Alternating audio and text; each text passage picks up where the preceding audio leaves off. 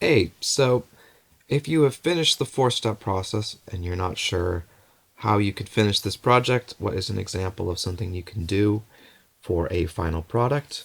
So this is using the wine sap apple example where they were trying to find the average weight of an apple. So here is the message, the email that you would have received and what you were responding to. So I'll read it out loud. Greetings. We're trying to get a handle on the mean weight of the wine sap apples we're receiving from Samra.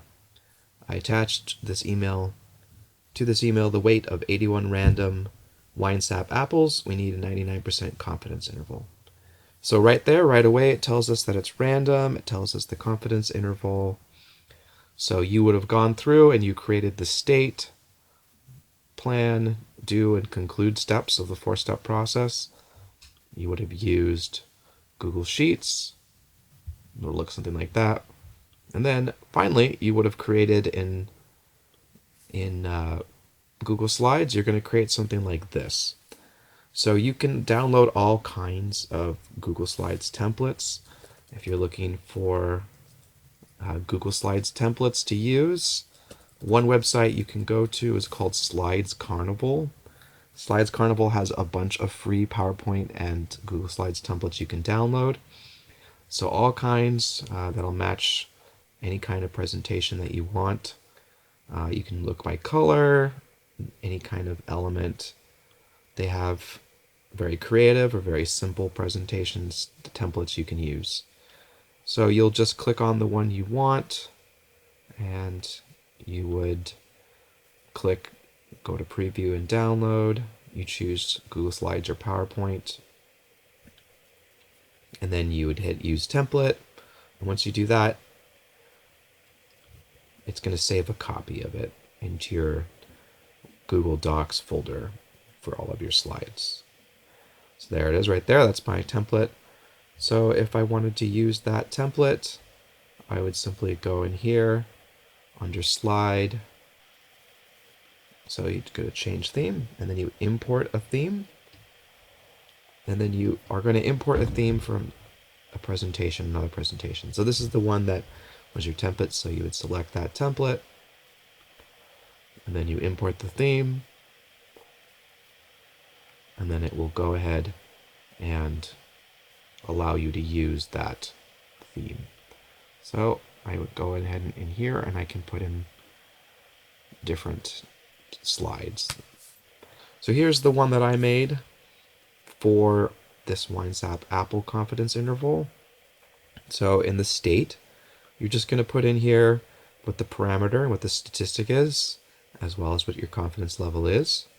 In plan, you're going to have the name of the procedure. You're going to check for conditions. So bold that. So you're checking that it's random. You're checking that it's normal. Here you're going to use, in the do slide, I actually broke my do slide into pieces. So there's the general formula. This is going to be the general formula for all of them. Your specific formula. Now for downloading a specific formula, you can usually find a lot of these formulas on the internet if you're trying to find it, or you can use an equation to image thing, or you can go into Google Docs and you can just do a screenshot of your formula. So here's my formula. I could just take a screenshot. If I zoom in, I can take a screenshot. So on a Mac, it's Shift Command 4. On Google Chrome, you're going to have some different commands to use. But once you have that, you can go in here and you can just insert that image from your computer. On Google Chrome, I believe you can actually take a screenshot as into your clipboard. And when it's in your clipboard, you can just paste it in. And then under the next slide, it's me doing the work. So because I did all the work on Google Sheets, I just took a screenshot of Google Sheets.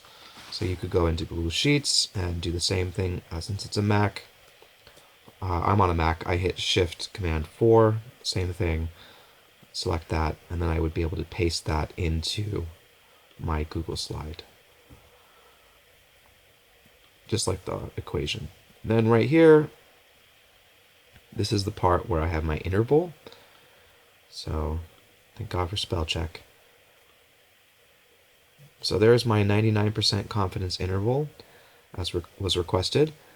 And then I put the units of measurement. So this one is grams because they were talking about the weight of an apple.